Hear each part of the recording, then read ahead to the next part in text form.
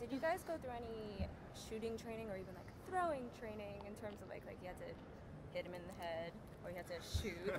So just any there sort was of a 5-week throwing camp that we went to where Drake would just drill me every day. Just couldn't get it right. And, no, not really. There was. You know, he's good with the cricket, the googly, but not good with the sort of. Not good with the baseball pitch. Baseball pitch. That was actually really odd the way you shot that, because it was like me looking down the lens, and then like doing it in like slow-mo or something. I don't remember exactly. We were doing something. I felt stupid or I had doing it. you do it a couple of different ways. What's in the movie? I think we ended up doing. Yeah, there was, but there is. What he's saying is right. We did do some odd, doing things backwards. The one point we did backwards, we didn't use that one. You did some very artsy shots on this movie. I guess so. Yeah, trying some things. There was one when I knocked out Shannon and I'm like pouring the alcohol all over him, but instead of him actually being there, the camera was on the floor, on like a swivel that could just go 360, and I'd just run around the camera pretending that was Shannon. That's right. Like pouring shit on it, not shit. Alcohol, fake alcohol, running around screaming and stuff. And I was like, this is weird. It's good though. Or even like shooting, where did you get any, like I know that Cody had to, got that really good shot. And like, my recollection of the gun stuff was, you know, we made, that gun's a made up thing that we call the dually, you know, it's the rifle on top and the shotgun below. It was very front heavy, and I know it wasn't easy to do it for a long period of time. And flipping that stock, yeah, there was. They spent like an afternoon because you had to flip that stock close, and that wasn't easy. Mike and Cody learned that thing. Yeah, I didn't do that. They trained me on the bike. Yeah. The bike, which was a death trap. Yes. With a back brake that didn't work. So that one scene when I ride out of the house, I didn't have a back brake. And in the sand, trying to stop with just the front brake, I nearly went over the handlebars because I was going too fast. And then I found out... Which is in the movie. Yeah, and then I found out 2 takes later that there was no bolt holding on the rear axle. And I was like, well, this is clearly not safe to be riding around on. And Jake was like, just do one more, It's fine, you've been riding around it all day. And I'm like, Jake, now I know it's not safe. It was not safe before without the brakes. Now this thing could just backfire at any moment, so I don't want to be on it. I don't know anything about bike mechanics. There we go.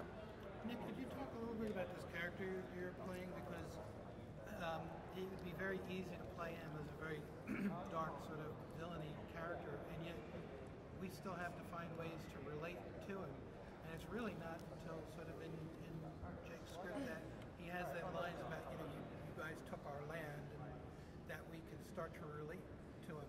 So how difficult is it to create a character that we could sort of relate to from beginning to almost the end of this film? I think, yeah, it's one of those things where reading the character Jake made him very easy for me to understand, where it wasn't all black and white. It was one of those things where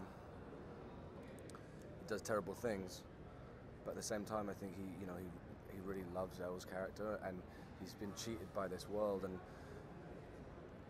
is fighting against it, but he's a product of the environment in many ways, and although he does all these things which are debatable, there's also this drive in him to succeed and do well and take care of people, and so it's that thing of just no one's bad. He just does some bad things, but he also has goodness in him.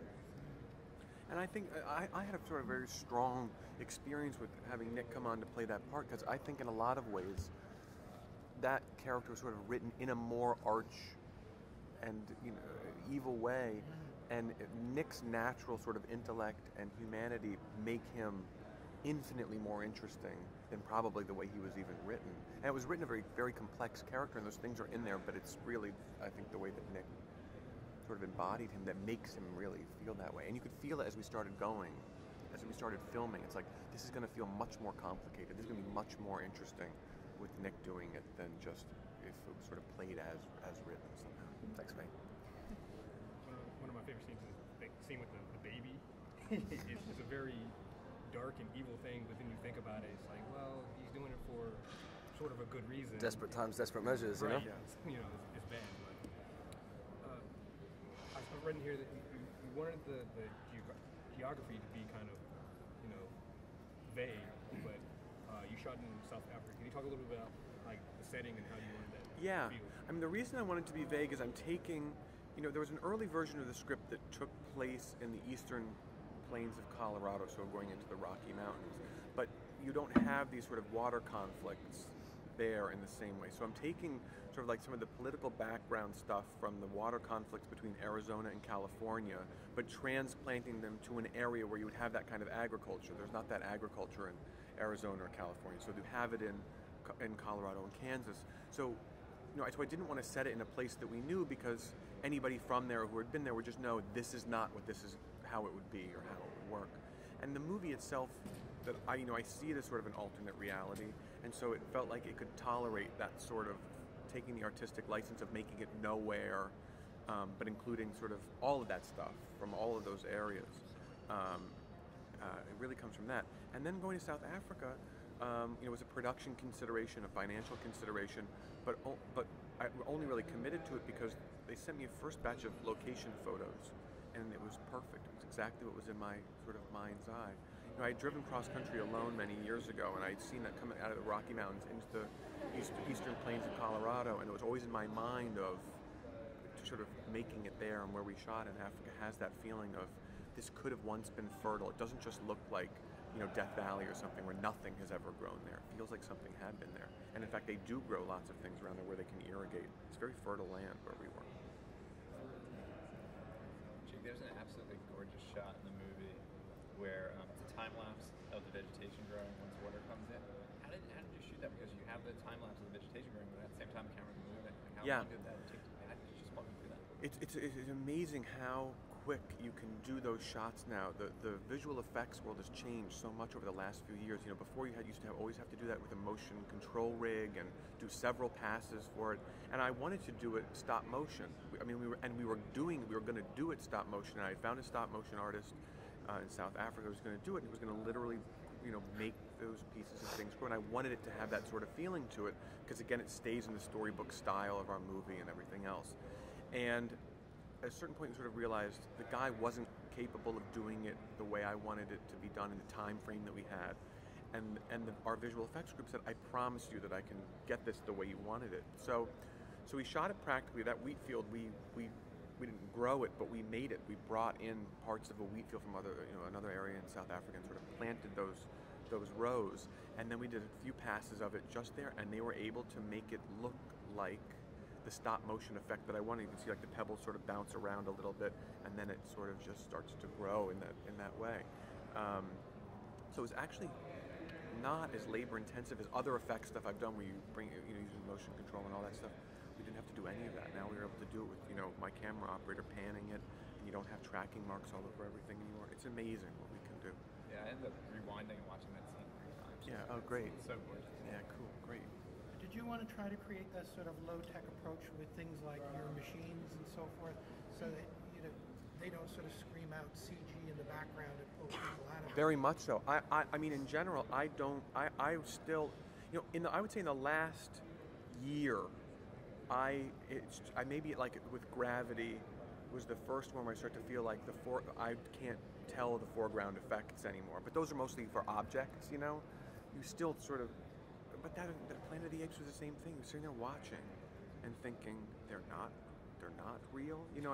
There's something has happened in the last year. I don't know if it's the rendering software or those sorts of things that have changed this. But I always felt there was like a decade before that where I always felt so sensitive to foreground CGI characters and even objects. You could just tell, even if they were really good, you knew it was sort of fake.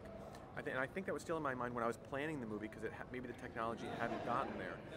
But the thing that really drove it was I wanted the actors to be able to put their hands on the simulator, put something in its back. So the torso was a practical torso. We had these 2 parkour performers under it that would hike the mountains and everything. And then we digitally removed them and then animated the legs. They had the worst job on set. It was so tough. Anytime I was a bit like, oh, it's hot out here, this is tough, I'd look over and see those guys doubled over, like carrying that thing around, and I'm like, I'm doing all right. Could be a hell of a lot worse. Touching a little bit more on the ambiguous nature of the genre, Nick, you have a really wide net of roles that you take on, from Skins and all the sci-fi movies that you're currently doing right now. Was that blending of kind of like a drama, western, sci-fi, one of the things that originally attracted you to the role, or? I like westerns, so I wanted to do a western. And then this world that Jake created felt very real. Within that, even though it was sci-fi, futuristic, whatever, still felt very grounded and about the people in it. So that's what I liked about it. It's just, but it was kind of a genre that I wanted to go into, and then it was just fun scenes, like specific scenes within it. I'd read and I'd get excited about doing them. I would sit at home with a mate reading through that scene at the dinner table with like a big grin on my face, being like, and then we're going to shoot this, and this is the scene that I like the most, and like this and stuff, and then like, oh yeah, that's good, that's good. Yeah, and that one turned out very well. Do you prefer to play villainous type characters, or like Yeah. we've seen? Yes. Like, I don't know, Tony, I think, was villainous in a different sense of it. Like, do you like more of like They're more interesting and fun, yeah. Jake, could you talk a little bit about casting this film? Because I'm sort of assuming that, like, Michael maybe was the Boardwalk Empire connection possible. Funnily enough, no. I started doing Boardwalk after we made the movie, which is sort of a funny turn of events. And it started with there were actually two other actors who were going to play Ernest, Michael's part, before that. And for whatever reasons, of scheduling in the movie, we prepped the movie once in Spain, and it was stopped a few weeks before we were going to start. And everyone was casted. So at that point, we had Cody L, Nick, and then this other actor playing Ernest. And when it got reconstituted in Spain, we had a second actor who would replace the first actor, and then he also had a scheduling thing that happened. And Mike was somebody I sort of always had in my mind to do. I was like, so great if we could sort of get him to do it. And I caught him in this lucky window. There was a movie he was going to do that didn't have all the money together, and there was this window right before Boardwalk started, and they basically said, if you can get this completed by this date, I can come and do it. And it became this scramble to get it done. I mean, we prepped the movie in 4 weeks. I had been in South Africa alone with the producers and a very, very, very small group of people, a crew of maybe 5 or 6 people scouting, location scouting. That was there for 2 or 3 weeks, or maybe a month with them. But the financing hadn't all been sorted out. And then over the holiday, it was. And then we went back and had 4 weeks to really prep a movie with a full crew. And then we started shooting it. What about all these crazy kids I offered them all the movie. I had seen them in everything else, and I mean, I sort of like that. I like getting sort of a feeling about actors. If you've seen them be very good, I find the auditioning process to not be a terrific way to select actors. If you could create an environment that was like we could have 45 minutes with them, and that initial sort of general nervousness of that maybe they have and that I have about getting past that. In some ways, it's like going off the movies you like and the people you like in them. I feel like is a better thing, and I always like that. If you find something you really like, I like sort of offering them the movie, and then you sort of going for it in a way. So there's no chemistry tests between any of the actors? No, we didn't do any of that stuff because they're so good. If you're a good actor, it's like that's not just a fake sort of chemistry. naturally fake. I mean, that's part of being a good actor, I think. How was working with Michael? I see you guys working on movies together too. Oh, I loved it. I was so thrilled that he did it. It was just one of those things where he's got an incredible amount of presence in life and on screen. And you sit there and it was like a little masterclass. And then in the evenings we'd go home and sit on the veranda and have a drink, and I'd sit there and I'd be like, what were you thinking when you delivered that line? And he'd be like, well, it wasn't that. It wasn't the anger. It was the pain of this and blah, blah. And I'd sit there and I'd be like, damn, that's good. I need to write this down. And then the next day I'd be like, well, maybe I can try that on this line. Perfect. All right, cool. So yeah, it was a treat. It's nice when you do those scenes and sometimes you kind of get taken out of the scene because you're watching the other person like that and they're really good. And then you're like, all right, back in it.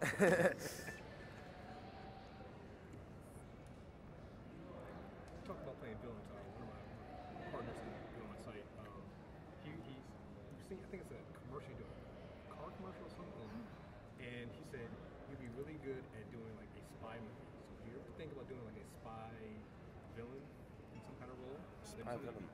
You'd be interested in doing? Yeah, for sure. I like spy movies. So James Bond in 20 years. James Bond, yeah, we'll aim for that. See how it goes. Bond an 37. evil Bond. Yeah. Evil Bond. That's actually exactly what he said. An evil Bond. Perfect. That's what I'll go for. Do you think if the future was like this, you would survive long? If the future was set like this? Probably not. I can barely run my own life moment to moment. I'd like to think I'd figure something out, but I don't know if that'd be the case. Yeah, into the baby selling market. Yeah, exactly. Exactly. Okay, guys, I think that's all the time we have. We'll bring Cody over here next. Thank you very much. Thank you. Nice one. Get your act together. My life's a movie. I leave you in that act forever. My life's like a movie. My life's like a movie. My life's like a movie.